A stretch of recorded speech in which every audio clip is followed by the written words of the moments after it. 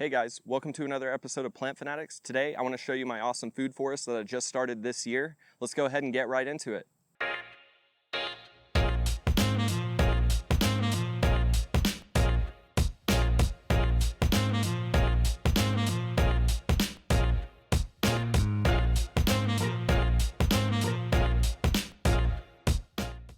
So let's just kind of start at the beginning, guys. So we're actually starting in the back. If you look out here, I've actually got a park that's literally almost in my yard. So my neighbors kind of think that I'm crazy with what I've done here, but basically we took every last area of land and dedicated it to some sort of edible landscape. So we have fruits, we have veggies, but this particularly is my food forest. On the back side here, we have some blackberries and raspberries. We have this Celeste fig tree right here. And I do want to say that everything that is here is brand new. This is the first year that it's ever been in the ground. So I'm really excited about that. I'm excited to get this video going so you guys can kind of follow along on the journey and see the problems that I run into and maybe things that I did right that I can tell you guys. But if you guys can avoid as many issues as possible that I've gone through, then I really want to help you do that. But a couple of the things in here are older because I did have a couple of trees planted before I decided that I was going to make this a food forest. This fig is actually one of them. This is its second year in this spot, and you can see it's really vigorous. But this blackberry right here, it's actually a thornless blackberry. I believe that it was created by Dr. Clark at the University of Arkansas, but this is its first year in the ground, and it's done really well. It had a hard time at first because I don't really baby my plants. I just kind of put them in the ground. I just want things that are hardy and are gonna survive in the area, so just kind of put them in the ground. I might water them occasionally, but besides that, I don't really do anything. Over here, I have a grapevine. This is newly planted. It's doing pretty well. It looks like it's having a few nutrient issues. I do want to say that the land where we're doing this has terrible soil. So we just got wood chips and grass clippings put in here. We're working on the soil in an organic way. I'm not really mixing anything into the soil. I did in the areas where I planted the trees, but besides that, I just want to let the earthworms do their thing and all the microbial life to break down all of this and turn it into nutrients for the soil. So we're doing it as natural as possible, and it's going to take time, but anything in the plant world takes time. Nothing's fast. So yeah, we have the grapes there. This is a tree that's been here for a little while. It's my mango pawpaw. And you can see it's having a little bit of nutrient issues as well. I don't know if it's a nutrient issue as much as it might be it's getting too much sun for being a young tree. You're really supposed to cover these for the first few years in the ground. And like I said, I don't baby any of my plants here. So if they survive, they survive. And if they don't, then I didn't really want it in the first place. But it's doing okay. It's grown a lot this year. And then right in here, we have a lot of herbs. So we have oregano right here. We have rosemary. We have a bunch of different types of sages. We have some fennel right here. We don't really do anything with fennel, but we just found out that the butterflies really love it, and their caterpillars go all over this. I think it's a black swallowtail. I'm not 100% sure, but there were caterpillars all over this thing, and it was amazing. Right here, we have another pawpaw variety that I planted a bit late, but it'll be fine. I think it's Potomac. I'm excited about it. I haven't gotten any pawpaws out of this. Like I said, this is brand new this year. So right here we have another pawpaw. I believe this one is Shenandoah. And I got all of these trees from Logies. And this one's starting to really take off. So I'm excited about that. And then on the other side over here, on this little trellis that we put in, we've got grapes growing here too. They were having a really hard time, but now they're starting to do better. We have boysenberries on either side here. And we're just kind of seeing how everything goes, and we'll make changes as we need to make changes. We have a bunch of different varieties of strawberries here. You can see I've kind of let the weeds get in there. We didn't mulch this or anything, so it was really surprising that these strawberries did as well as they did. We got a bunch of strawberries, which is, it impressed us just because we didn't think we were going to get any strawberries, and we ended up getting a bunch of them. The rabbits love them.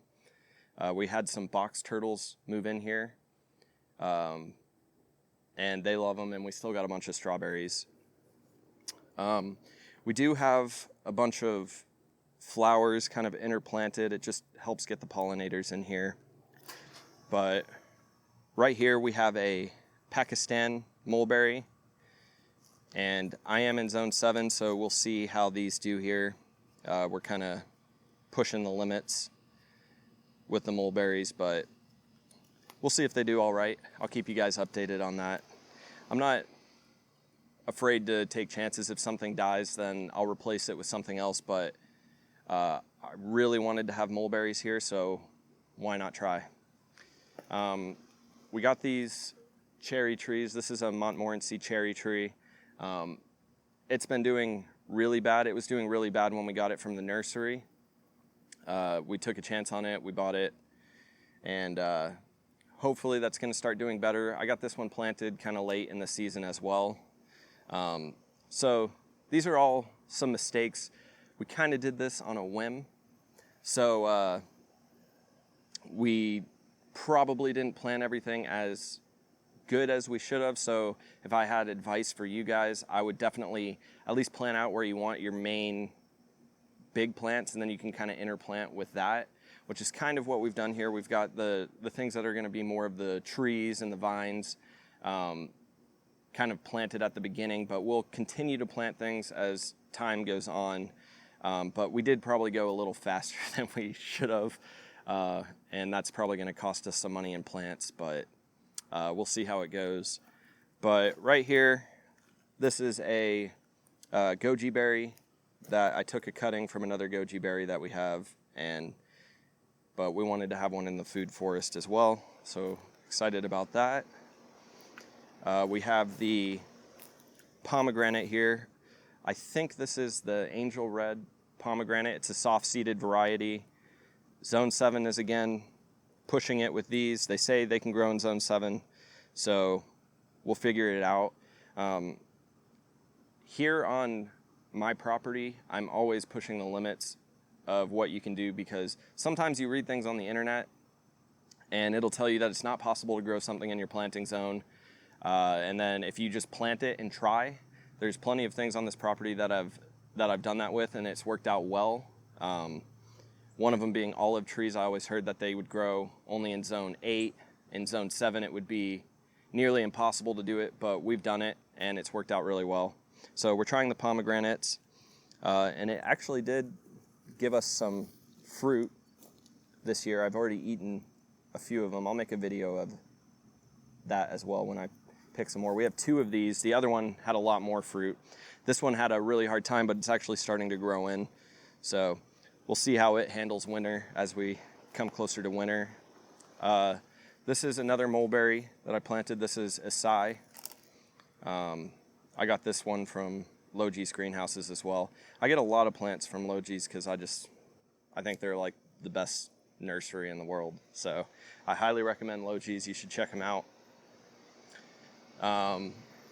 This is a nectarine tree that my wife and I found, and this has grown faster than all the other trees here so far. When we bought this, it was probably only this tall right here, so it really took off. And then we just threw some flower seeds in here. We didn't really mulch it, and it came in, and the pollinators have been all over this. I mean, butterflies, bees. I've never seen so many bees in my life as when we put all of this stuff in here and mixed it with flowers. Before we put all these plants here, I mean, there was nothing. This area was like dead. It would hold water. We had 2 big trees that we had cut out. They were the flowering pear trees, and it would get leaves all in the gutters, and it was just a big headache. We ended up getting them cut out, and that's why we ended up planting the food forest kind of in such a hurry, was because we had those trees removed. We had no plans of doing this, and then we decided to do it when the opportunity presented itself. But the soil here is really bad. A lot of the plants have struggled early on, and they're kind of just now taking off, which is sad because it's almost fall now, but they'll get a little more growing before winter hits and get some health into them. This is a dwarf Ayers pear. Got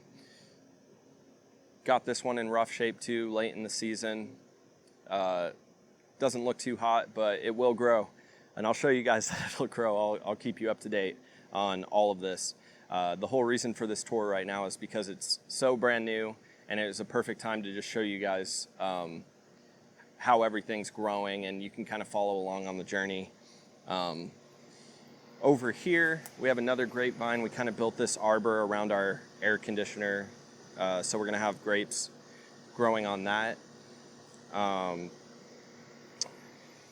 And let's see here. We planted the jujube. This is something different that I had seen on some other channels, and I decided to get one. I got this from Logi's as well. It's the jujube Lee. It's supposed to be really good. Haven't gotten any fruit, but it looks okay. I had this planted somewhere else, and then I transplanted it, so it kind of went into shock a little bit. I would just like to say we did almost everything wrong on this, so if we're successful with this, then you guys have nothing to worry about. These are some mallows. They've already done their flowering. They're done with it, but they had these really pretty pink blooms on them, and the pollinators loved them. And then right here, we had a mounding rose bush that we found at a local nursery. My wife really loves those, so we just kind of, when we see things, we buy them, put them in here. There are a lot of flowers, which isn't, I don't think a lot of people with their food forest are putting flowers, but we're definitely putting a lot of flowers here because it does attract those pollinators, and it's very important when you're trying to get fruit set on your trees. The more pollinators you have in an area, the better. In here we have some honeyberries, a few different varieties of honeyberries. Their leaves got burned a little bit. Like I said, everything was doing rough. They'll be fine. We have a bunch of different blueberry varieties in here. Again, a bunch of different types of flowers. And then this is our other pomegranate bush right here.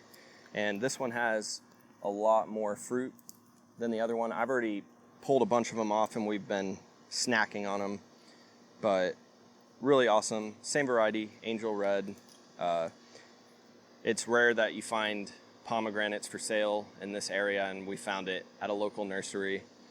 They only had 2 of them, so we bought both of them. So sorry to anybody else in this area that was looking for pomegranates. And yeah, like I said, just a bunch of blueberries, honeyberries in this area. This is kind of getting more towards the street area, so we didn't really put any bigger trees or anything here. Just a lot more berries, some flowers to make it look really pretty. And then if you follow me over here, we planted another cherry tree. This is a North Star dwarf. So we're excited about this. Again, rough start. We did everything on the fly, but the rest of our house is planted up, and we did it before we did this food forest, and everything has done great, and they started off rough as well. The soil here is not that great, so we keep incorporating all the wood chips and the leaves, and the soil on the other side of our house has become a lot better just within a year. So this soil is going to be a lot better next year, and it's just going to continue to get better every year. We're going to keep bringing wood chips in, keep bringing leaves in, and that's something that I also really focus on in the fall when there's not too much to do, is bringing in more wood chips and leaves and let the microbial life break it down. But this is just kind of a quick overview of the food forest. I'll keep you guys up to date. Hopefully you guys will start your own food forests as well. I'd love to see some videos and pictures of that. But interact with each other in the comments. Let me know anything that could help me out, any tips that you have, and keep following along. Subscribe to the channel, give this video a like, and I hope you guys will keep supporting as I go about this and learn where to go. So thanks so much for watching the video, guys.